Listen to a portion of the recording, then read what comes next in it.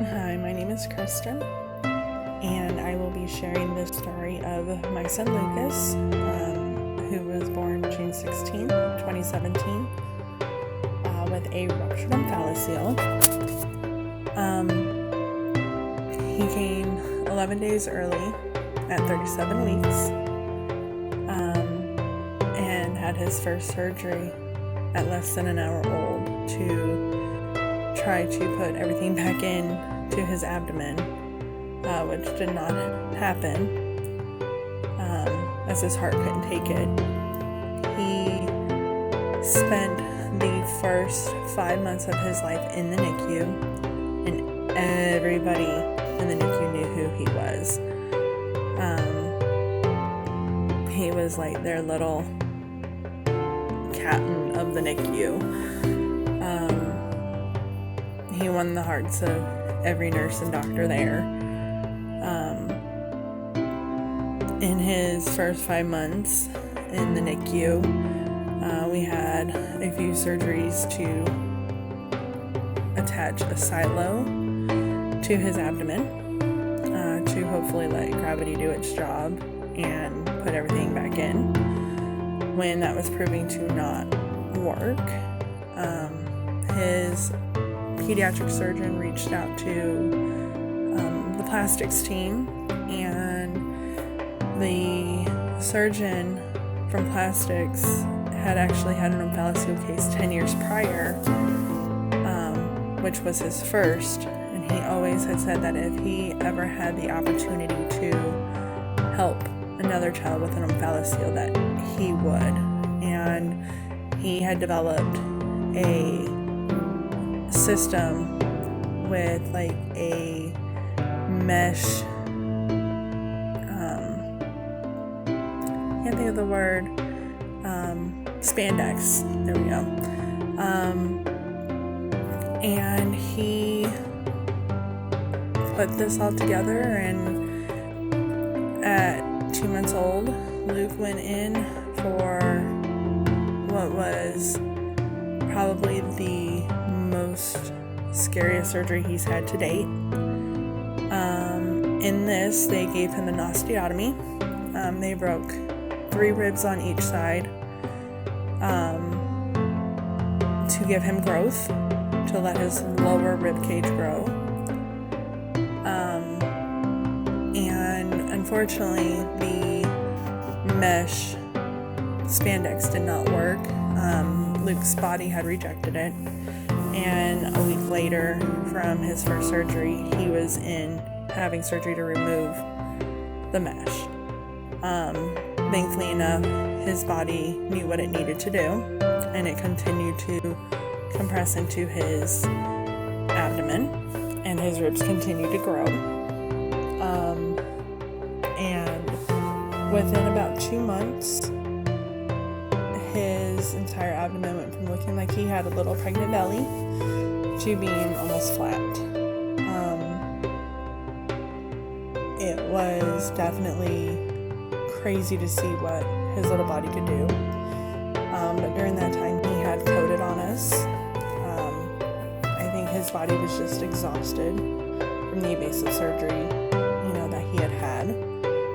Unfortunately, I had to be there to see it. That was by far the scariest moment to date that we had dealt with as his mom and his dad. But thankfully enough, he came back, and of course they had to re-intubate him, and he spent a good chunk of time intubated, especially after surgeries, because his body just did not want to work very well. He left the NICU November 6th, 2017. They never thought it would happen, but it did. Only for us to go back a month later.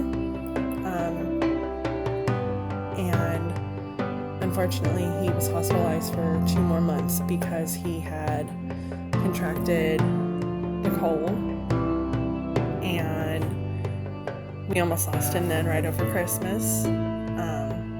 But that kid, he kicked butt and he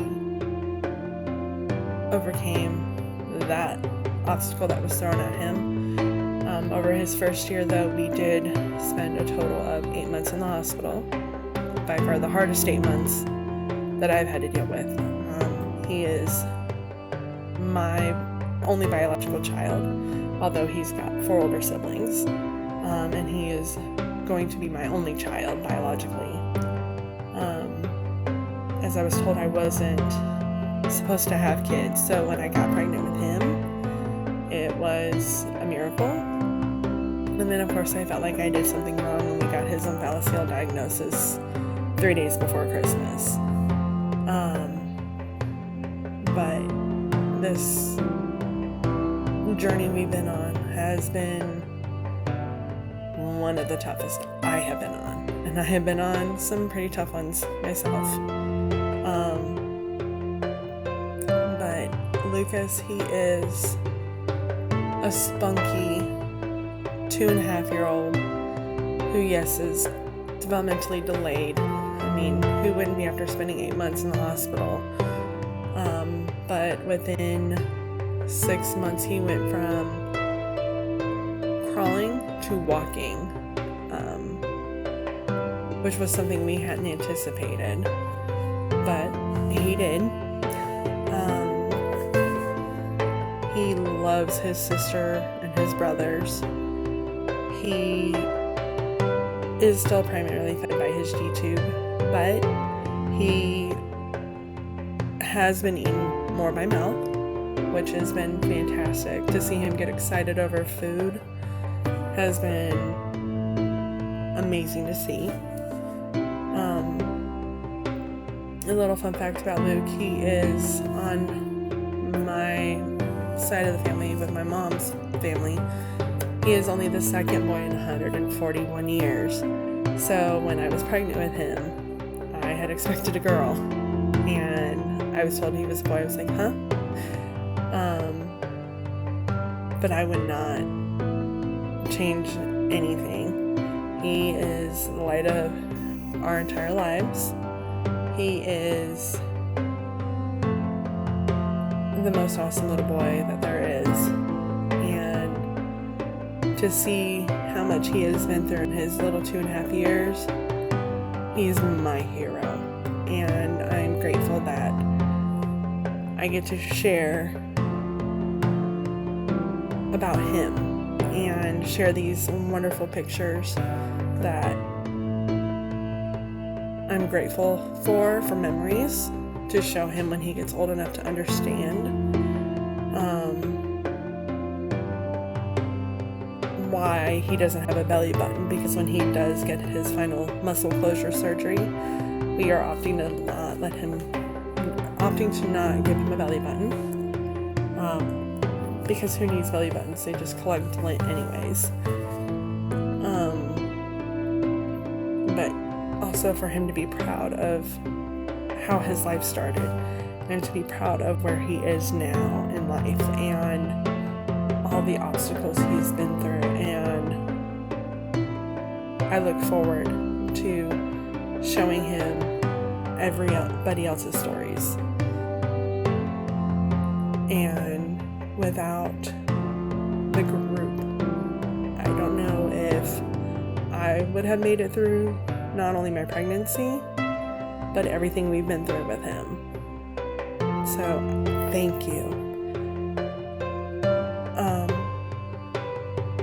I hope that you guys have enjoyed this, and I hope that, this reaches out to others who may have an Omphalocele diagnosis, and I hope that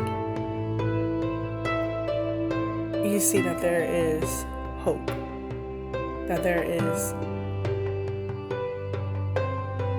a huge community that will be there to answer questions, to be a shoulder, and to become your friend.